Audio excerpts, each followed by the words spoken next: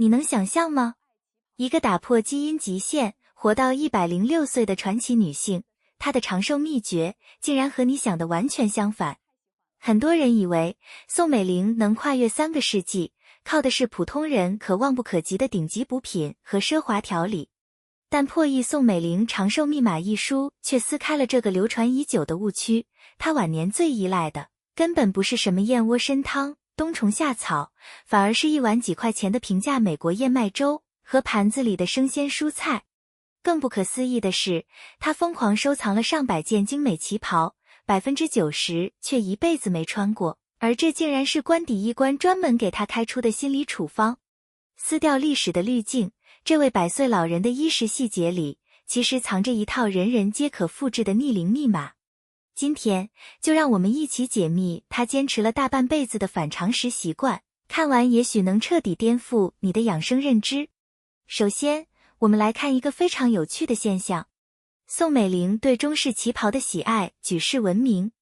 在她的官邸里，有无数个壁橱用来存放做工精美的旗袍，其中不乏许多高官女眷、外国政要赠送的名贵布料，由她的专职裁缝张瑞香多年来精心缝制。然而，身边的侍从和医护人员却发现，衣橱里90%以上的衣服，她这辈子从来没有穿过，或者仅仅在重要的场合穿了1-2次。她收藏这么多漂亮的旗袍却不穿，难道只是为了奢侈和虚荣吗？官邸的医护人员一语道破了天机，她是为了追求平静与平衡的心态。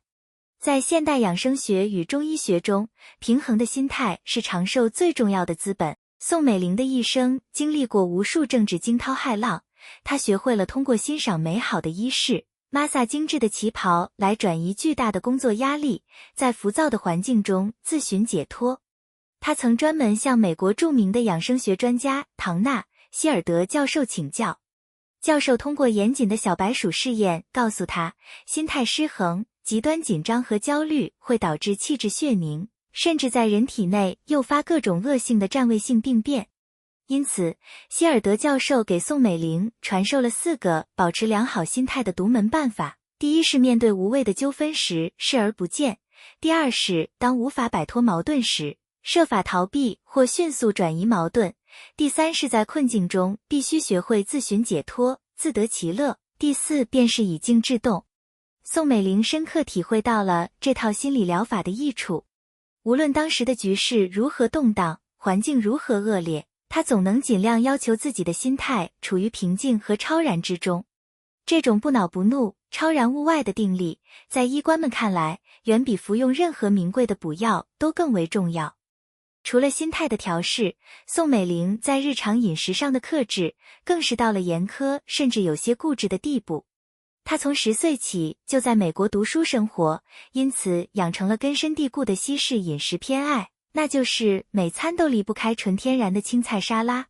她对生吃蔬菜非常有研究，她认为蔬菜在加温烹饪、煎炒烹炸的过程中，细胞和组织结构大多会被高温破坏，原有的营养价值大打折扣。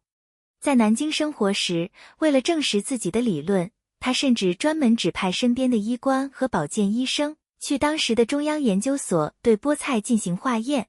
化验结果让大家大吃一惊，1公斤菠菜里竟然含有极大量的胡萝卜素和粗纤维，其养分和能量完全可以抵得上一顿红烧肉，却没有红烧肉伤肝、增加体脂肪和胆固醇的副作用。因此，他经常对厨师说，我每天只要吃半斤菠菜就可以抵一顿红烧肉了。不仅如此，宋美龄最喜欢的蔬菜之一是西芹。在留美内科医生的建议下，她得知美式金芹菜里含有丰富的钙、磷、铁和多种维生素。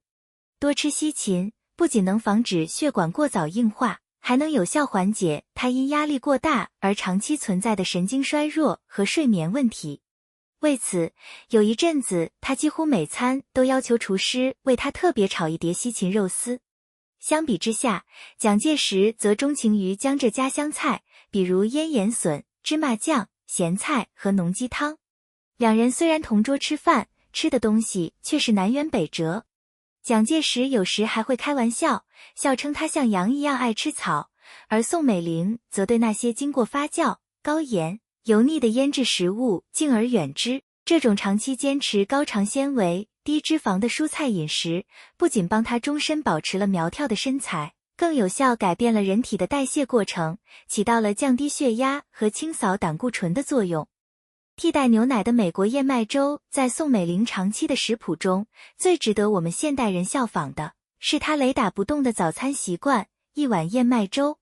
早年间，年轻时的宋美龄也像许多富商政要一样，盲目相信高蛋白营养品的力量，喜欢喝浓牛奶和野山参汤，认为喝得越多对身体越好。但到了台湾以后，随着年龄增长，他的保健医生们发现，长久饮用高蛋白补品反而会导致消化系统体质下降，并且完全无法根治宋美龄自1963年以来就患上的严重习惯性便秘。于是，医生们经过严密论证，决定用燕麦粥彻底取代了早晨的牛奶。燕麦作为一种可溶性极强的膳食纤维，在现代营养学中被誉为第6大营养素。它能有效促进肠道蠕动，比任何药物治疗便秘都更加安全，绝没有副作用。无论是在台湾士林官邸，还是晚年定居美国纽约的漫长岁月里，宋美龄都保持着中午起床后，一边喝柠檬水、吃燕麦粥，一边仔细阅读当天报纸的习惯。更奇妙的是，医学化验分析表明，燕麦粥在消化过程中能恰到好处地吸去人体内大量的胆汁酸，从而阻止有害的胆固醇排入血液，起到强效净化血管、降低血脂的作用。晚年时，当侄女孔令仪为他读到美国营养学界的最新研究报告时，报告再次证实了燕麦中富含活性酶和亚油酸，具有卓越的降脂排毒功能。宋美龄听了非常欣慰，因为她用自己几十年的亲身体验，证明了这碗简单的燕麦粥，正是她跨越100岁长寿的一大功臣。